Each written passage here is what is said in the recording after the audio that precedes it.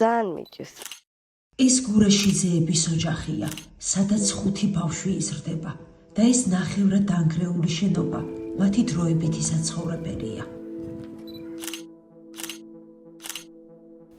გაზი მინდა არა მაქვს. კიდე კარა და ეს ბავშვების დასაცმელები მინდა.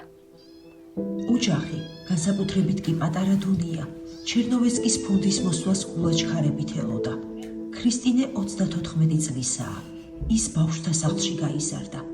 არასოდეს უგრძნია, რას ნიშნავს მშობლის სიყვარული და სითბო, მაგრამ დღეს მთელი ძალი ცდილობს ეს სითბო და სიყვარული თავის შვილებს მისცეს.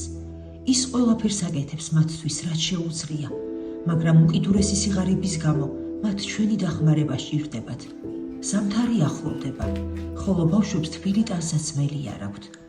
მათ პატარა მეჩხერ ქოხში გათბობაც კი არ არის. ნუ თუ ამ ოჯახისთვის დახმარების გაწევა ჩვენთვის ასეთი რთული ამოცანაა.